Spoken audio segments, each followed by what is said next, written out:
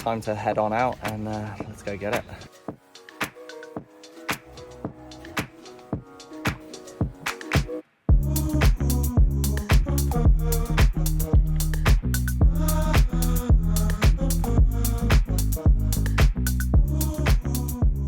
Alright, so successfully launched. That was a bit nerve-wracking, but we made it.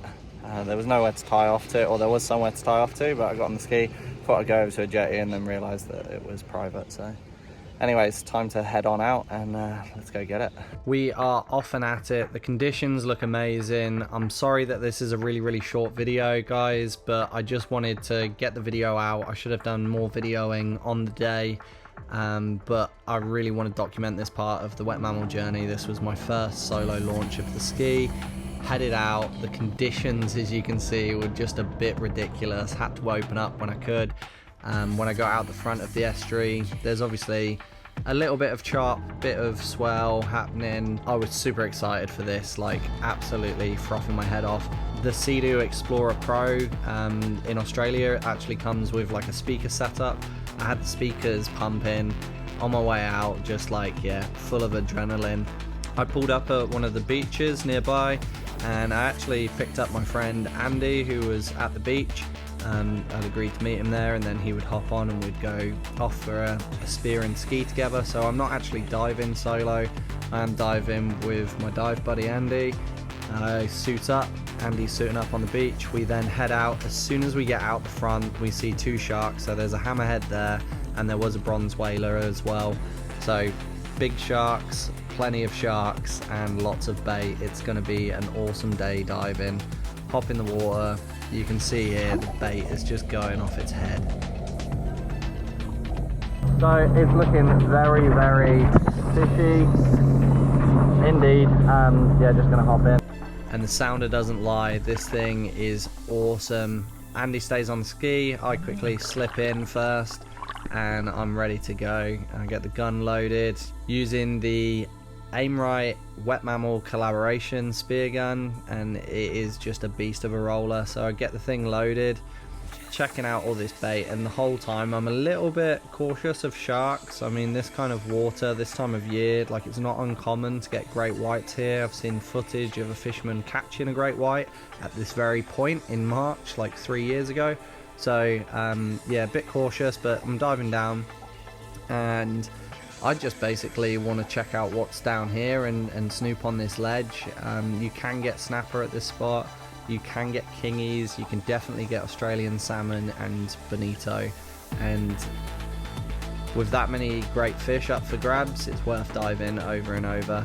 The swell on this particular day was pushing me quite a bit, so you can see the bait reacting just to the swell. It was quite an effort to stay on top of certain parts of the reef, and definitely was being pushed around a bit by this water movement, but of course that's why all the fish are here. If there was no current, no action, then there wouldn't be any fish. I'm being really lazy on these dives and just trying to keep a 360 so that I don't have a shark sneak up on me. It's definitely in my mind on this dive. Lying in the weed here, just making some grunting noises and just trying to bring in something.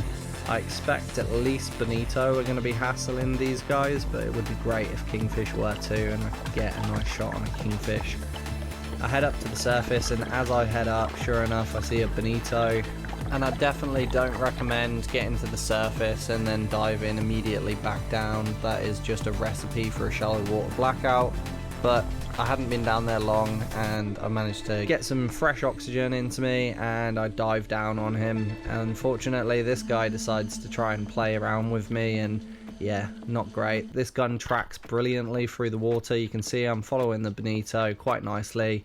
I know the fish, I know how they behave most of the time. Put a shot into him and I don't get the stone shot, but I do manage to get straight through his cheek. So it is going to be a nice holding shot, and I'm avoiding any kind of damage to the fillets itself. Bonitos are particularly soft fish, and yeah, if you place a shot into the fillet of the fish, you will actually destroy quite a decent amount of the fillet. So always try and go for headshots with bonnies.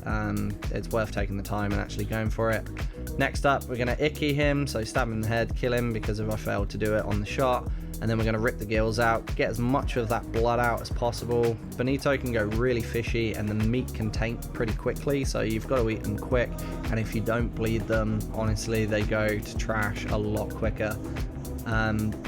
A little incident occurred, which we won't go into, but basically that was it for the day. So heading home, I'm just stoked that everybody was alright, and yeah, we got a nice bonnie. Unfortunately, Andy only spent about 5 minutes in the water before we had to go, but that was it. So a bit of a drive for a short dive. Alright, so there we have it. Jet ski is on. Alrighty, so this is a beautiful size Sydney bonito. Absolutely stoked with that. So we're going to chuck them in the freezer for 24 hours, and then it looks like we're going to do poke balls or maybe some sushi. We will see, but yeah, absolutely beautiful catch. Smacked him straight in the cheek. He wasn't going anywhere. I do want to say a massive thank you to those of you who have been patient waiting for this episode. There's been a bit of a wet mammal hiatus when I went away on holiday and didn't do any spearfishing for a month and a half really. But don't worry, there's plenty of spearfishing coming, plenty of jet skiing, jet ski camping, everything. The next few episodes are definitely going to whet your appetites. I have had a very, very successful couple of weeks, so stay tuned for that. Until next time, stay wet, stay fed. Bloody stoked with that. Wow.